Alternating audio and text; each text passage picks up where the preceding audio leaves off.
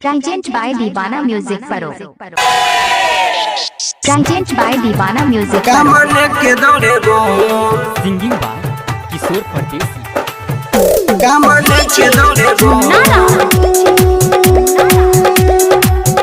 कमर के दौड़े गो अखिल बाजार मधुबनी पेटोला से डिक्की रिकॉर्डिंग स्टूडियो के शानदार प्रस्तुति। मारी गांजा के दम कमर लेके दौड़े बो मारी गांजा के दम मारी गांजा के दम कमर लेके दौड़े बो कमर के घंटी बजे टाना मारी गांजा के दम कमर लेके दौड़े बो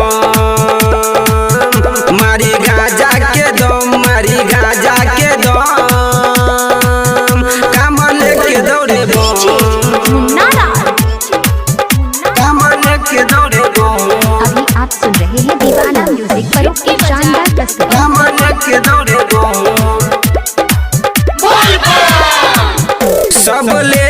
के बाबा हो तोहर नाम लोढ़ा सिलोट पर पीसै छ बम सब भाड़ सिलोट पर पीसै छ बम सब भाड़ सब ले के बाबा हो तोहर नाम लोढ़ा सिलोट पर पीसै छ बाबा हो भांग भेल जाय छै बाबा शाम कखन पहुँचब तोरा धाम तोरे छ महिमा महान पूजै छ दुनिया जहान पूजै छ दुनिया जहान तोरे चरण में बाबा होई के मगन मारी गांजा के दम कांवर लेके दौड़े बो मारी गांजा के दम कांवर लेके दौड़े बो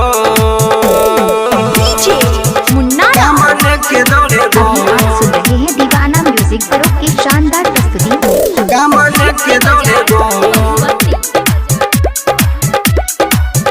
कांवर लेके दौड़े गो अपना कांवर में ले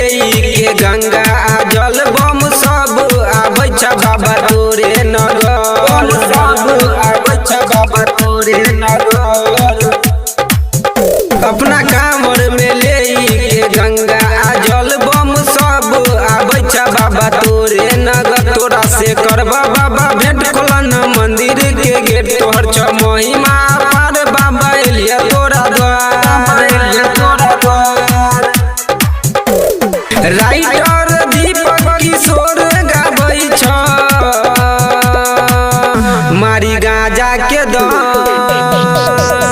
कांवर लेके दौड़े बो मारी गांजा के दम कांवर लेके दौड़े बो मारी गांजा के दम कांवर लेके दौड़े बो